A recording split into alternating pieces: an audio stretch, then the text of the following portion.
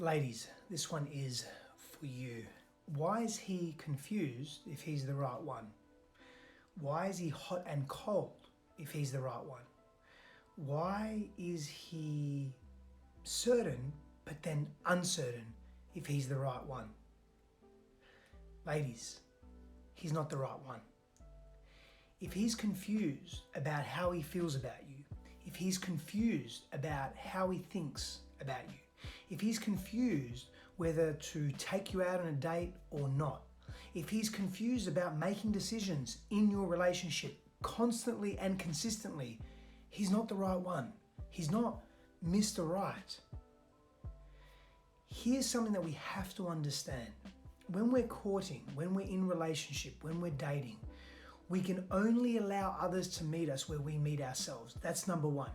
So if our sense of self, our self-worth, the way we value ourselves is low, we will bring low-worth people into our lives because that's all we know. Now, this is another really, really important point, and we miss so much of this. We attract what's familiar. And if we have unresolved wounding, if we have unresolved pain in our lives, maybe from our childhood, maybe from our teenage years, maybe from our adulthood, if we have unresolved pain, unresolved fears, unresolved wounding, we will attract that level of familiarity in our lives. We will attract that wounding. Let me give you an example. So an example could be this. If you grew up in a confused environment, if you were seeking the love and the attention and the affection of your father or your mother, but let's just say maybe your father. Maybe you feel abandoned by your father. Maybe your parents got divorced when you were young. Maybe they separated, or maybe they argued and fought a lot. And there were times when your parents expressed love and affection towards you. And then there were times when they just couldn't express that affection. And so you develop this pattern, this wounding around confusion. And so what was familiar to you, because we make associations, especially with our parents, we deify our parents. Sometimes we don't move out of that phase of deifying them. And then when we couple that with our romantic partnerships and our romantic relationships have such a carryover and such a similarity to our parental or primary caregiver relationships, it's not to say that they're the same thing, it's that the energy and the intensity we put into them is very important. Because basically what we do as adults in our romantic relationships, part of what we do as adults, this isn't the whole story, but this is the beginning stages of really moving into evolved love and evolved connection, is that where we're trying to mimic our primary caregiver relationships, the relationships that we had with our parents, with our adult romantic partnerships. And we're trying to do that to quote unquote fix, okay? We're not fixing anything, we're not broken, but we're trying to heal what we didn't heal, what's unresolved in our parental relationships, because these are the two most important relationships of our lives. And then of course, you become a parent potentially, and that becomes a very, very important relationship as well. And so this wounding attracts the familiar wounding. And so then you just start to draw men in your life that are confused, that aren't clear on how they love you because they're not clear in themselves. Maybe you had that father that was torn between his career and his family life. Maybe you had that father that wanted to be in the family but wanted to leave as well. And you as a child will pick up on this energy, especially as a young child. You're walking around in a theta and delta wave state, brainwave state where you're just absorbing everything in your world. You're not coming from an analytical, reason-based place. So what you witness is what you believe to be true, and we carry these unconscious beliefs into our adult relationships and into our sense of self. And so we lose this integral part of what does it mean to have a healthy relationship in our lives. Now, what we do is we keep attracting this confusion, attracting this hot, cold man or this hot, cold relationship. And we start to blame ourselves or rather we blame others as well. Well, it's not me. It's got nothing to do with me. It's got to do with the men out there. Oh, there aren't any good men. Oh, the men out there are all ignorant. They need to catch up. They're not as spiritual as women. And we start having this discourse, or we go into self-blame and self-shame. Oh, it's me. What have I done wrong? I'm wrong. I'm not good enough. I'm not worthy enough. Maybe if I behave more desperately, we don't say that of course, but maybe if we give more and minimize our values and maximize the values of others, we will attract really good men. What we generally will then do is attract selfish men, hyper selfish personalities, narcissistic tendencies. And then you cling more and you give more and you receive less.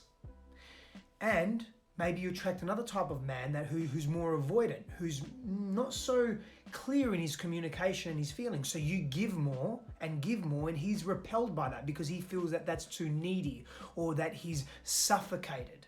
And you start attracting these types of men and relationships in your life. Unresolved wounding attracts unresolved wounding. And so it's not your fault.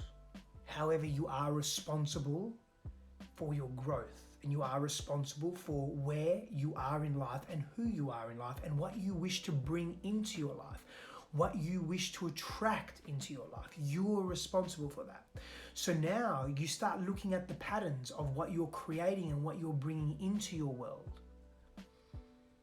And that becomes an opportunity for change and growth. And maybe you're starting to observe there's a common denominator, and that common denominator is you.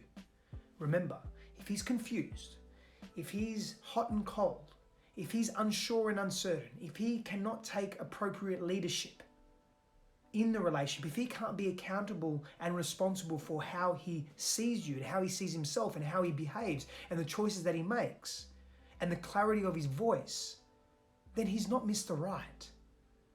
I hear this all the time. I hear this so often. But why is he so confused if he's the one? He's not the one. And all you're attracting, you're perpetuating a wounding that you're familiar with. Of maybe I'm going to get some love today, maybe I won't.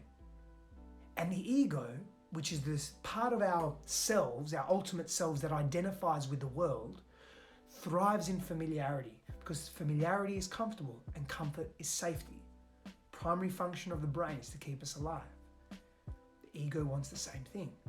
And so this part of you would rather continue to attract what's familiar, even if it doesn't feel good, because it's familiar. And so the opportunity, the invitation is, how can I grow out of this? Because the common denominator is you.